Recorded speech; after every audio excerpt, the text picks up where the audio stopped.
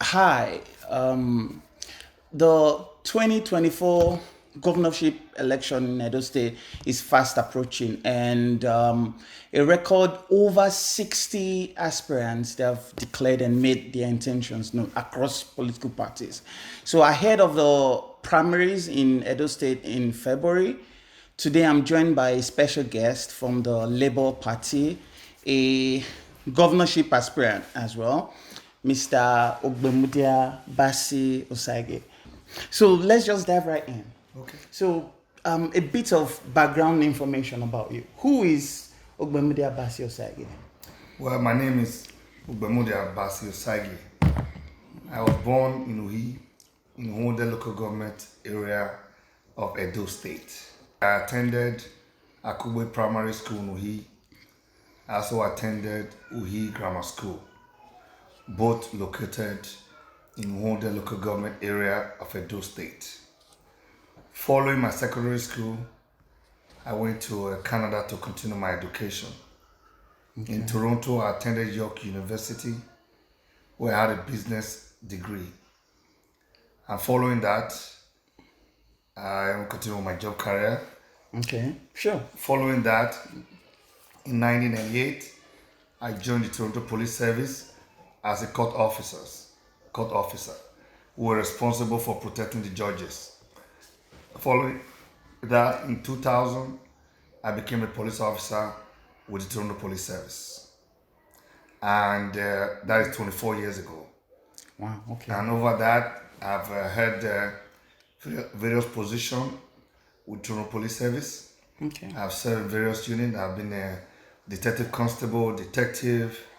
Currently, I'm in charge of the neighborhood community policing in my district, my division, and that's where I currently serve.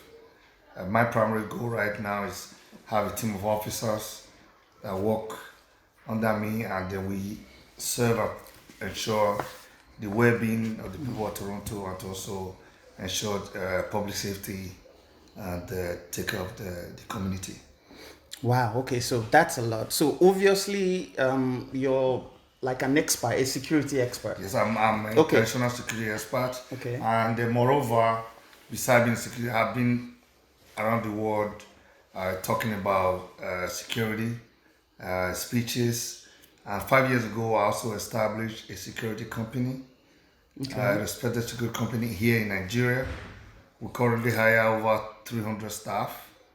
The aim of that security company was to ensure to support the provision of job opportunity for youth okay. and for them to get you to work in my area of expertise. Okay, so I would come to the security, but first, I want to talk about your antecedents, like what you just talked about, establishing something where you can employ you. So, what has been your antecedents, and what makes you qualified for the position of the governor of Edo State? Well, I believe I'm uniquely qualified. My unique experience compared to the other aspirants have provided me with that international perspective to drive positive change in Edo State, to also foster our economic growth in Edo State, and also to champion the aspiration of Edo people, including to unify us. So my vision is very clear. My vision is progress, prosperity, and unity of Edo people. That's what. So what really qualified me is 24 years of public service in a system that works, in a system that to be in the position I am currently, I have to be accountable to the people. I have to be able to provide leadership to get to this level. Because we are trained on strategic leadership and crisis management, and moreover, on how public engagement. Those things are very critical when you want to hold a public office. So, you talked about progress, prosperity. So, what are the key policies of your campaign? Well, the key policy is this, very simple. First thing first. First thing we have to do to secure our state, to provide security for our people, for ourselves, for the property, and to attract investment. No state, no country can develop without an effective and efficient law enforcement. No state can develop without a secure environment.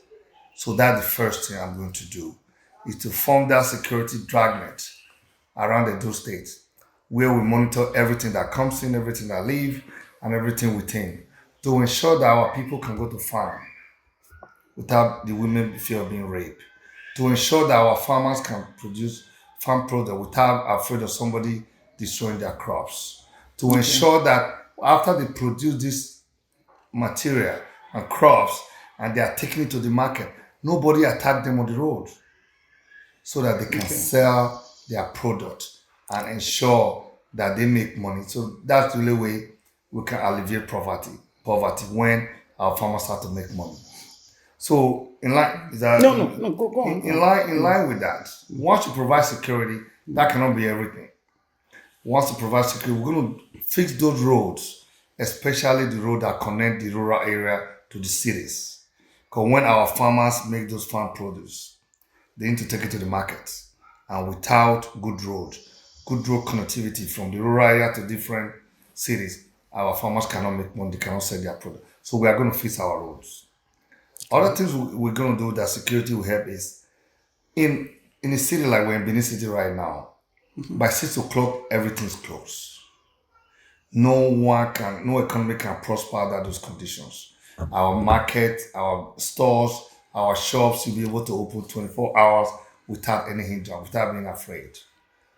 That's what I'm going to provide 24-hour security so that our market women can stay late, people selling on the street, which we have entertainment district in every local government where we can attract other people to visit those states.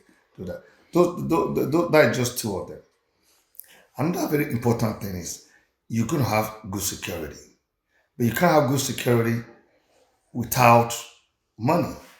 So you're going to have to pay good money to our security. Sorry, so that we can afford these things. And How for do us you to mean? afford it, Okay. we need investments. Okay. So how do you plan? Sorry. How do you plan to attract investment to Edo State? Because over the last few years of the Obaseki administration, we've seen an influx of investment and investors, like the oil palm investment, Osiomo, Azura, just to name a few. Well, So, how do you plan to attract investment, and what areas would you prioritize in attracting investments and investors? well, I mean, you talk about basically attracting investment. I don't see most of this investment. I think that this investment that they talk about is just about talking, not about doing. The question I want to ask: how many people do they employ from those investments? The purpose of investment, one of the purpose of investment is for you to create job for your people and to also make money from it. The kind of investment I'm talking about to build manufacturing companies, to build factories where we can employ our people and to provide enabling environment where those things can happen, like tax incentives to people who want to establish companies here. Nobody is going to come and develop our state. I have been consulting with Edo people, the diaspora, doing diaspora, who have the resources to establish factories here. Because I know people, personal friends of mine, who have different factories all over the world, but they are not in Edo State because they want a secure place where they can invest. They also want enabling environment. So that is the kind of investment I'm talking about, where we can provide enabling environment, have a diaspora agency where our people in diaspora can come here to invest in manufacturing industry. And another thing I'm going to add to that, Okay. even if you open a manufacturing company today in Edo State, I can tell you, you will not have any of you to work in it because we have not prepared them for it. What Okay. I'm going to do as a governor is to start from primary school, Okay. where education will be free for everyone. Not only free, where we will train teachers that can do the job. Okay, education is free right now, if I'm not mistaken. But now it's free. Yes. But those public ones, we don't have teachers, Okay. qualified teachers. We don't even have chairs where students can sit. We don't have boards. We don't have the technology that the young people need to Infrastructure. Infrastructure to let them know about. Talk about secondary school. Yes, it's free. Most people don't even go to public school anymore. I am going to change that to make sure public school should be more attractive than private institutions. And what I'm going to do, I don't want education to just be for knowledge only. Okay. I want education to be a tool to empower our young people. So what I'm going to do is to create vocational training institutes, technical colleges, where we can teach actual skills that can give our young people advantage in the global market. Okay. Like plumbing, carpentry, truck driving, electrician, mechanic, and all those stuff. Because those are the backstone of the economy. Once you have a manufacturing companies and factories, you need people to work in it. Once we can get the youth ready to work in those companies, you see we'll reduce the 40%, current 40% unemployment is unacceptable. You start to reduce unemployment. You start to reduce poverty because our youth will not be making money. We can solve the problem of courtesan because once they are occupied, they have a job, there's less to think about other things. Then we also have where they will be stable. All these killings and all that things that happen will not be happening once we can provide sort of employment to our youth. Okay. There are more things I'm going to do. I can keep going unless you have more specific. Yes, I do. So people would consider you a youth. So if you do win, what's your plan to integrate youth into your administration, your cabinet?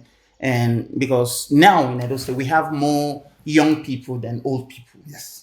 Okay, so how do you plan? Because I'm sure people would also refer to you as a youth. So how do you plan to integrate youth into your administration if you become the governor of Edo State? Personally, I don't consider myself youth, but I can relate with the youth. Okay, you can relate. One time I was the Toronto Police representative at the youth cabinet in Toronto. Okay. Youth cabinet they have in City Hall, like House of Assembly here, we have a youth cabinet. Okay. Where every policy that's relating to the youth gets discussed at that cabinet. Okay. And they get to approve it. If they don't approve it, the government are very reluctant to practice those things. Okay. So that experience alone enabled me to understand that youth have to be a crucial part of any administration. Not only that, for the past years, I have been advocate by my job and off the record of youth engagement. The youth make about 60 to 70% of our population. Yes. They are the backbone of our economy. Unless, like I said, give them the good education. Give them the tools they need to prosper in the world by trading, going to school, not just go to university and you can get a job after. And also, a lot of our youth are entrepreneurs. Okay. We need to provide incentives for them to grow their trade, like by low interest loan to our people, and market women too. We need to support them so that they can continue to grow the economy. So, how about creatives like DJs or comedians or skit makers? So, like I don't know if you know the Victor Wifo Creative Hub. So, what Osagie has done or tried to do is create like a place where they have a recording studio, they have mixing. There's just so the creatives in Edo could flourish. Now in Edo State, we have big names like Edo Pikin, for example. So how do you plan to support them and to make sure they transcend? It's not just they're not just based in the Edo locality.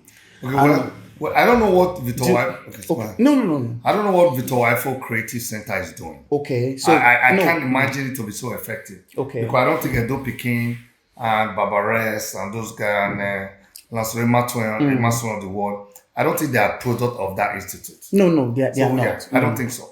So that institute is probably not busy to look at it. Okay. But what I would do as governor is to encourage that creativity.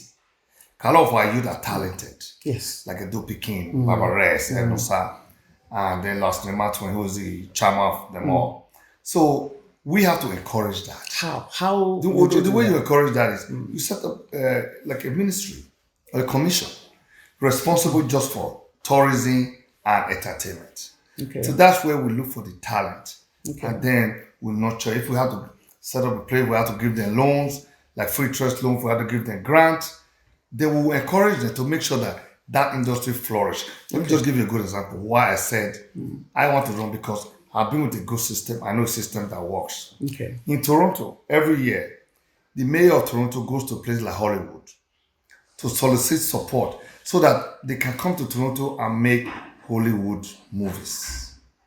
That is how you bring investment. Okay. That's how you encourage your local content. Okay. And that's how we are going to encourage them. We will talk to them. We will let them decide how they we want are to going to work with them. I can't decide for them. Okay. I can't. All I want them to do to be successful. Okay. But I can't say you have to do this, you have to do that. One of them will be a member of the cabinet Okay. who will then roll out how best we can support them. Okay. Because they are better to make their own decision than us. Okay. So that is what we are going to do. We're going to listen to them. We'll have a consultation with them, and we'll be with them in the implementation of any policy that's going to affect their general trade area. Okay. So let's talk about health. There's the Edo Specialist Hospital, and there's this Stella Obasanjo. I don't know if you've been there recently. There are some works around, and then there are some primary healthcare centers in some localities and some LGAs.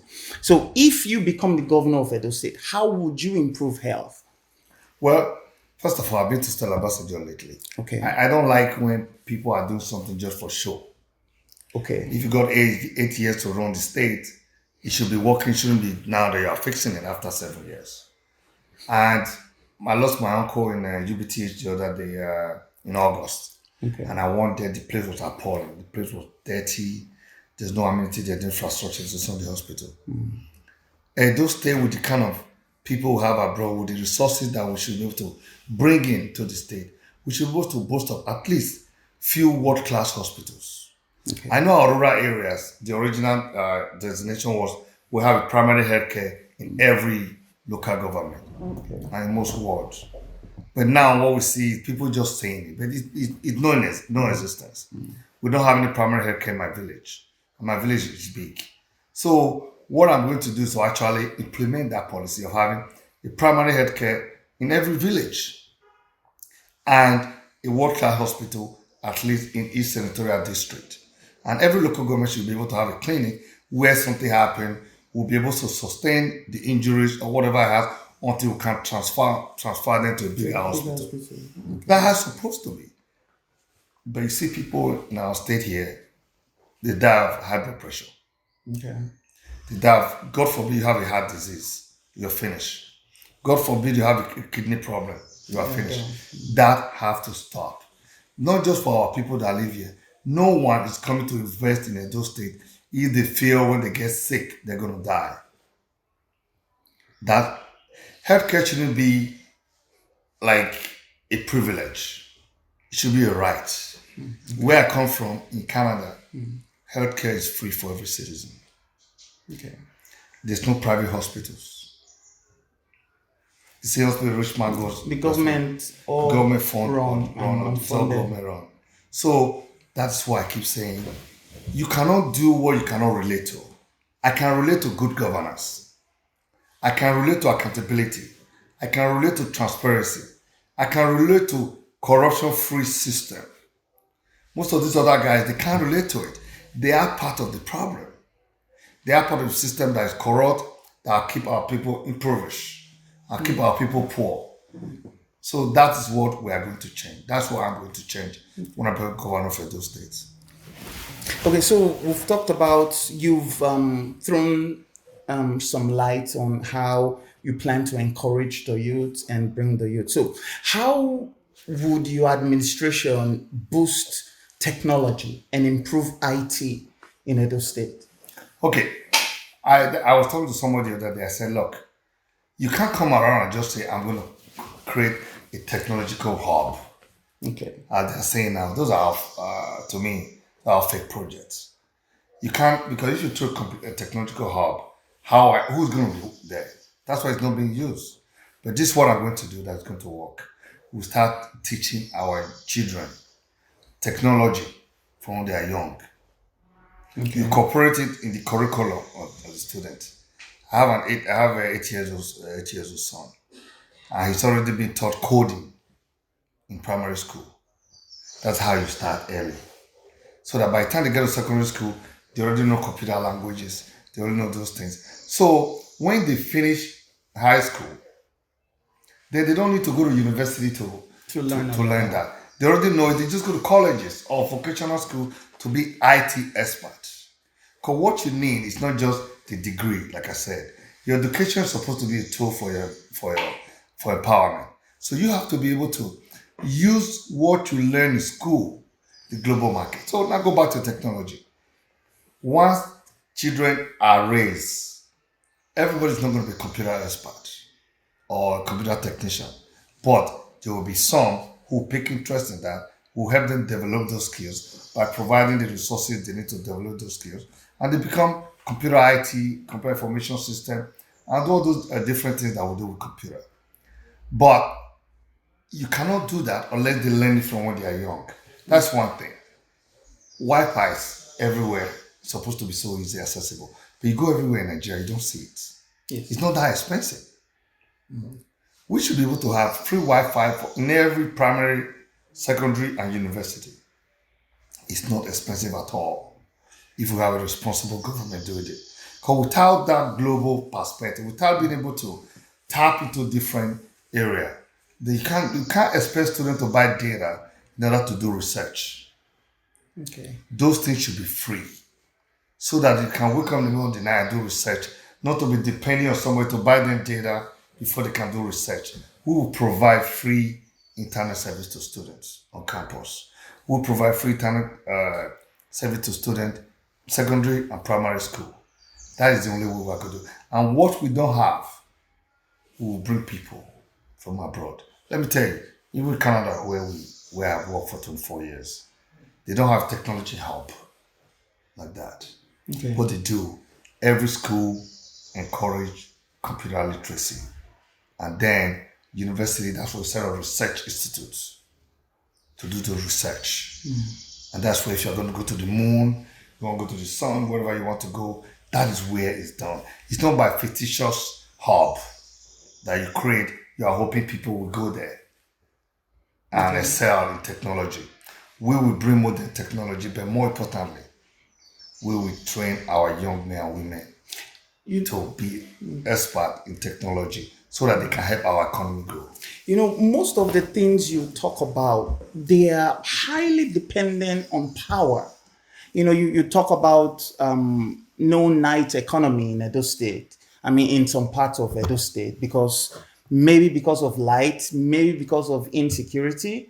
You know, you talk about this internet, the Wi-Fi systems, schools. So obviously, those for those infrastructure for them to flourish, they need to be there's a need for 24 hours power supply. Yes. So with the state of BDC right now in Edo State, I mean, any thoughts?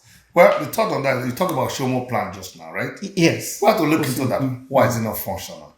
What's the government role in doing it? You won't know that now until you are there, because government don't provide the information you need. They're supposed to provide electricity to Edo State. No, it is so. I'm so sorry to call it. It is functional. Okay, so if it's functional, then we shouldn't be talking about electricity then. Yeah, so if it's functional, there's an issue. So right now, as far as I know, Siomo only predominantly cover government buildings, because, as to my knowledge, there's an issue with BEDC being the exclusive electricity provider in Edo State. So it's like a court. Without bureaucracy. Yes, That's it is. bureaucracy. That's Exactly. bureaucracy. Exactly. Bureaucracy, for me, I will abandon bureaucracy to provide electricity for my people. But how? It's How? law and order. You can't. So except you. No, it's not about. Oh, hold on a minute. Okay. When you are the executive governor of the state, you have so much power. Okay, agreed. You can close the bureaucracy between, and then if you got to take legal action, you take legal action. If you mean executive order, you make executive order. If you mean change the bylaw, the House of Assembly change the law. There are so many things at your disposal. When I'm the governor, and if it's impossible for us to use that, I will create our own. I will make sure I fix the problem. If I can't fix the problem, I will do whatever it takes to provide 24-hour electricity to my people. And it's not rocket science. It's not that hard. You're saying BDC can't do this, BDC can't do that, but they are within those states. They are. They are within my states. They are. So I will take every necessary action to protect my people. If they cannot function to benefit my own people, I will close it down and create one that can work for my people. It's not that hard. Okay. So long you have the interest of your people at heart, so long you care about your people, so long you don't have your hands sore where you cannot speak because you already know, they know your history, they know You've the taken battle. pride somewhere. Exactly. That's why these guys don't tell you the truth. Even when you are creating a SOMO, you are creating that, you're asking for some percentage. I don't have any accusation about it. I don't know. We are just happened. making examples. Yeah, if you get your hand dirty, then you cannot come out to criticize them. I know I'm not going to get my hand dirty. So I will come out and fix whatever is wrong with it. If I can't fix it, I will take legal action. If I can't take legal action, we will change the existing law to protect my people. Okay. So before we talk about politics, let's talk about women. So, of course, they are a big part of our economy. So we've talked about the youth. So women in specific, how, what's your plan? Do you have like a women empowerment program for women who lost their husbands? Or, like, are you planning to incorporate like 40%, 50% women into your administration? So what are your plans for women empowerment? For me, I support gender equality, obviously. Okay. I support gender equality. I support empowerment of women. In terms of numbers, to say you're going to have 40%, 60% of in your cabinet, those are people that are just throwing things out. Okay, For so me, it's arbitrary. arbitrary. Yeah. Okay. For me, I will have qualified people in my cabinet. Regardless of whether you're a man or woman. Okay. If the woman is more qualified, we put her there. If the man is more qualified, we put the woman there. Obviously, you also have to be worried about perception. You can't have a entire 20 people in your cabinet and you say you don't have a qualified woman to occupy 70%. That's impossible. It's impossible. So we are going to base our appointment on competent capacity and somebody with a track record like me. So that's why I'm coming to this race, because I know I got the track record. So if I'm going to be that, anyone that work with me have to be the same. They have to come in ready to start the job on the first day. Because that's me. I'm ready to take over once we win. I will be the governor of Edo State on day one. Because I come from a system that works. I can relate to a good system. I believe if you cannot relate to something, you cannot make it happen. Okay. So you have to, the analogy I always give is, this table is broken, right? And then you want to create another table. And you tell me, this your table is not good, though. May I give you another one? May I speak pidgin? Speak pidgin. So may I give you another table?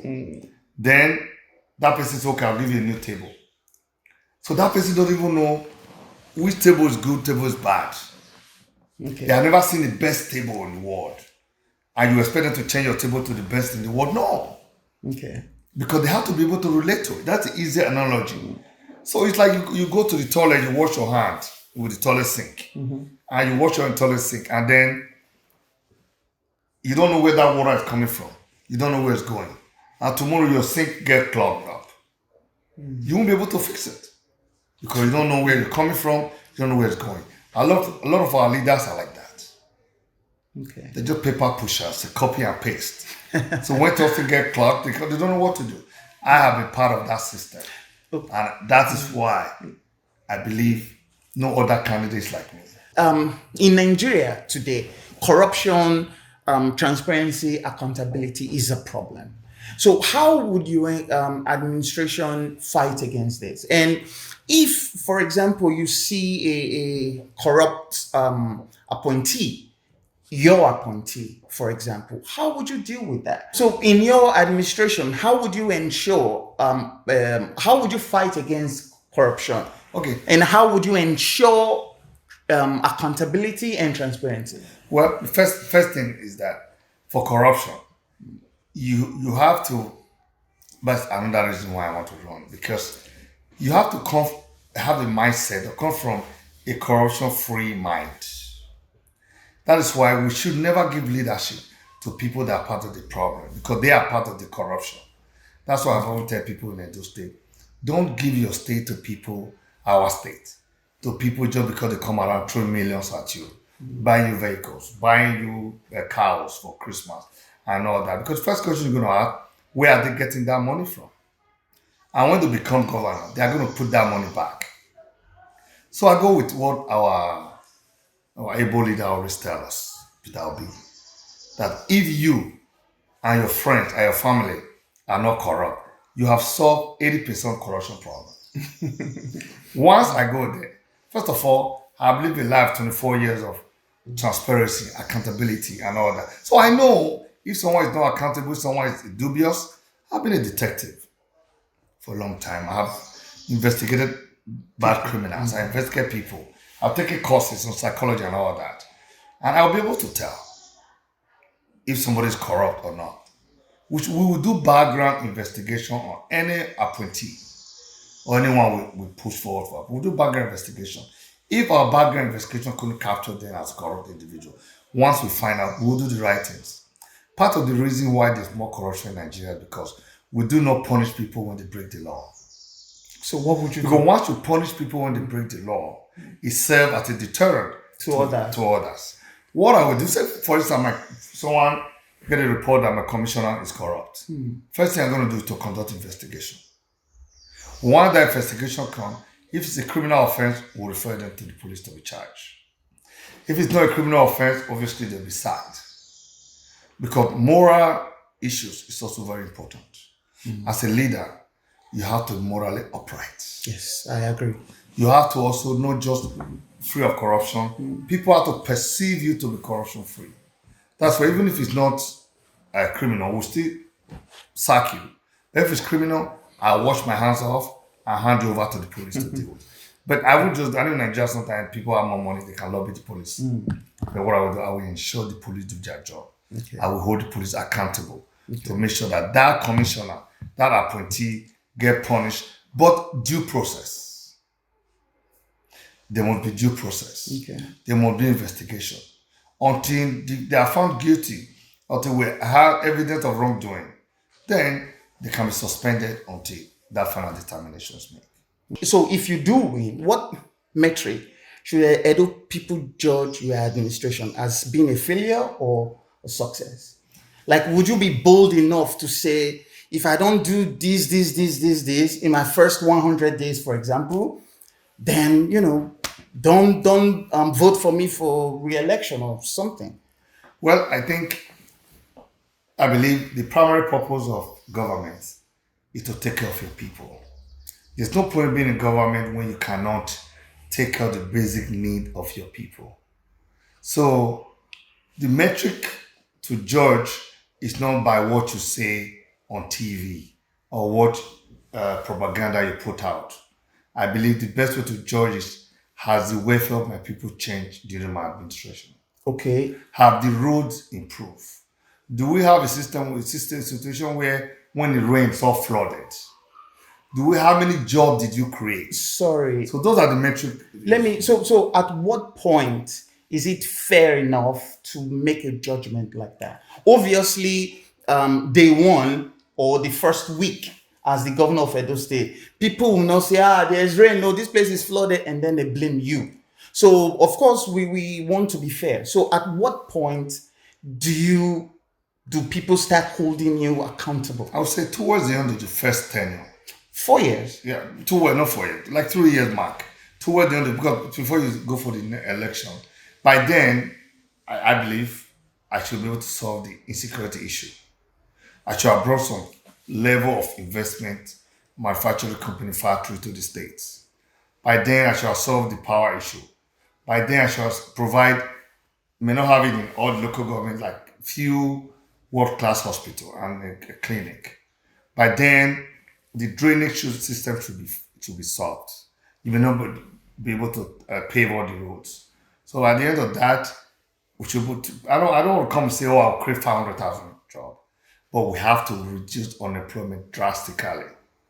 Okay. But at the end of that term, before the end of that term, the number of teachers we have trained, the money we pay out, so everything, the money we pay our staff, the civil service, how efficient can I make them? All those things put together, we guarantee we add to the general well-being of my people. And that's how I want to be judged. I don't be judged first 100 days. Yes, 400 can say 400 days, I'm going to make this policy, I'm going to make that policy. But I don't want to be judged by what I say. I want to be judged by what is on ground. Okay. Not what I say on TV. Okay. Because at the end of the day, it's the impact on my people that counts. Okay. Not my perception or your perception. Very true. I agree. Okay. So let's talk about politics. Your party, LUP 71, Yes, LUP 71. Yeah, so that was, you guys made a big splash. In my opinion, I feel this election, what happened was it enlightened Nigerians for them to know and believe that it's not just a two-party system. So it's not PDP and APC anymore. It's not game as usual anymore. So in your party, there are lots of big names who you are running against. So in your opinion, who would you perceive as your biggest threat? I don't know if that's the right word, or biggest contender. When you say big names, big name is subjective.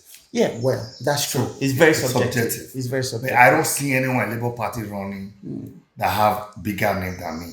Okay. I don't see any of them that have been in public service on a position of management in a place for over 24 years. Okay. I don't see any of them that come from a system that works or a system that holds you accountable for any ethical behavior. I don't see any of them. I'm not saying I'm better than everybody in terms of human being, but I am the best candidate. Okay. Because that's respectable. Because I believe I have the public service. If I have served the people of Toronto for 24 years, unblemished, there's no way I will not be able to serve my people for the next 8 years, unblemished. Okay. So that's what I come with. That's what I come with. So when you say big name, somebody could have a position for 1 year and then they make money, they throw in a lot of money away and you call them big name. That's not big name to me. Okay. Big name is, what have you done to serve the people? Okay. What have you done to serve anybody? I remember one of my supervisors told me a long time ago, said, I'm not comfortable to give power to someone who have never served. Okay. There's a tendency to misuse it. Yes. Not only to misuse it, you won't know how to serve people if you have never served anyone. I came down to serve my people because I have been providing that service to the people of Toronto for 24 years. Okay. So I don't believe there's any job bigger than when you are providing law and order, when you are providing service to the safest city in the world. Okay. So Toronto is the safest city in the world. Okay. And I am part of that system that gives that name. Okay. And I don't think anything is bigger than that. All right. Okay, so still talking about politics. So right now, up until now, we've talked about what you will do when you become the governor. But how about in the race to your primaries? How would you ensure your party, they provide a level playing field for everyone, test their popularity, and see who wins fair and square without anybody interference from anywhere. Because that you have to win the primaries to talk about. Yeah. Yeah, exactly. So the thing is that someone asked me that question yesterday. I said, "Will you support a candidate if you would that win if I don't win?" yeah, so that's actually the second part of the so, question. So now I'm going to answer the question for you. Okay. So this is my answer to it. Okay. If the system is fair and transparent, and we can all see it, that the most popular person win, of course we'll support that candidate. If Yeah, if. But if the system is flawed and is dubious, I will not support that candidate. But in addition to that, we're not going to wait for Labour Party to screw it up before we hold them accountable. Moving forward during this process, personally, because of my job, I try to a little bit stay back and don't interfere in whatever they do. Because whatever I say have implications because of my position. So that's why I don't say too much. But what I will say is this. We are going to hold Labour Party officials accountable to do the right thing. okay. We are going to make sure that they follow the process. We are going to make sure the person who deserves it, the person that can defeat PDP or APC is that person, the one that win. And let's just correct all this erroneous thing that's going on in the party right now. Some people throwing away money saying, I am the one that can win. I'm the one that have the most money. I'm the one that can finance it. I'm the one that have the money to defeat PDP or APC. Let me tell you, no one man can build a political party, no matter how rich that person is. Okay. Building a political party and winning election, all you need is a visionary leader. And they have a collective of individuals who is ready to do the right thing. That's how we're going to win election against PDP or and APC. It's not going to be a bad man who will throw money away. No matter how much money you throw away, you can never be richer than the government. You can never be more powerful than the government. But if the people stand behind you, you can defeat the government. That's the way you can defeat the government, when the people stand behind you. If nobody's standing behind you, you think your money can buy it. It's impossible. Okay. I would have to agree with So that. that is how we're going to do it. It's going to be a collective effort. Okay. But you need a leader. Not a leader that just throw money away. We need a leader that have the capacity and the competence and the proven track record. I keep using that word. Proven track record. Record you can verify. Okay. Not just a guy that come up, have billions of naira to spend. Nobody's questioning where did he get that money from. That's a failed system. That is the system we operate currently. That have to change if we want more responsible leadership. So how much politicking have you done so far? Have you spoken to your party, the elders, the leaders of your party? Yes. How much could you just walk us through that? What has been the process and the experience so far? For me, the first thing I did before I even decided to run, Okay. to do a consultation. Okay. So I started where you were in Canada. So I went to some cities in Canada, some cities, major cities in the US, like Chicago, Detroit, California, New York, within New Jersey, and some other cities to talk to Edo people there, to ask them, what is our problem? How are we going to solve our problem? Okay. And to also tell them, I'm intent to run. I need your support. Okay. And I get overwhelming support from them. Okay. Before I even came down here Okay. in August to declare to the state, to Labour Party, to the state, to tell them I intend to run. You have to do that. Go to the state and declare. Exactly. So I've done that. Following that, I've had a series of meetings with the Labour Party elders. And we have done that. Right now, we're in the stage of going from local government to local government Okay. to meeting Labour Party officials. So we have done a lot of the local government. We're almost done. Yesterday we were at Ego and Kobaka. Tomorrow we're going to the two areas too. So that's how we're going to go from local government to local government, ward to ward, until we wrap up the whole state. Okay. So you haven't done any national consultation yet, just state level. Well, I don't know what you mean by national consultation, but I've talked to Labour Party members on the national level. Oh, okay. like the national executive. Yes. Yeah, oh yeah, of course. Yeah. That's what I was in Abuja for about a few days. Okay. Trying to get that done. Yeah, well, I've consulted with everybody that I can consult with. But consultation is ongoing. So we'll keep talking to the leaders. Not just leaders, we have to talk to people in the grassroots. Although I know eventually leaders may have to decide how the primary is going to go. But also, I'm talking to, I have coordinators all over the place that are talking to grassroots. Would you prefer direct primaries or indirect? I don't know. No matter what I say now, doesn't mean that they're going to listen to this video and say, "Wow, Let's we're do going that." to do what Bassey said." Nobody's doing that. No. So because they expect them to come with transparent process, accountable. so whatever it is, free and fair. transparency. That's okay. I don't care. That's fair. But I don't want some big men in the back room of their house deciding to make a things. decision. That I don't want. So, who would you say is your biggest threat towards your winning the governorship election in the other parties? Well, I can't say who's the biggest threat. Okay. Usually, the biggest threat would be people in government. Okay. Because they have a lot of influence in terms of law enforcement, because the system is corrupt, in terms of the corrupt system. So anyone in government will be the biggest threat. Okay. But I believe, regardless of the government power, the people power supersedes government power. So if the people are behind me, if they support me, and they galvanize to help me to win, then there will be no threats. Okay. The biggest threat will be a government official who is favored by the federal government and which they can use all kind of state power to coerce situation and buy their own way through. That will be the biggest threat. Lastly, I know this has been quite an interesting conversation thus far. Lastly, in very, very short sentence, tell Edo people why they need to support Ogbemudia Bassey Osagie for the governorship of Edo State 2024.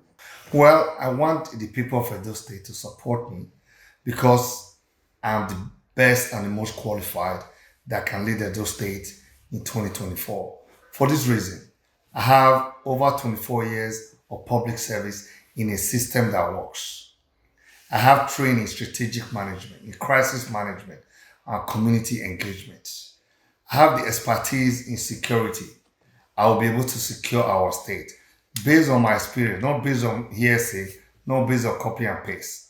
I have the international perspectives with connection in North America and Europe and all over the world to bring investment down to Edo State. That is why the people should support me. And moreover, I want my people to realize that Edo 2024 is not for sales. We are not going to hand over our state to money bags. We are not going to hand over our state to people because they are throwing out billions. I want my people of Edo State to interrogate every candidate, including me, to find out their track record for the past years. For me, for the past 24 years. To find out what kind of life we have lived. Do we have the same family value like majority of our people? Do we believe in transparency? Have we lived a very clean life or a dubious life? Because when people are dubious, they are not going to change. I want people to look into my track record and verify whatever I'm saying today. And to support me because you cannot elect someone that cannot relate to good governance, that cannot relate to corruption-free environment, that cannot relate to accountability, that cannot relate to transparency, that cannot relate to ethical values. Those are the things I bring to the table. That is why I believe I'm the better option and the best fit to be Edo State Governor 2024.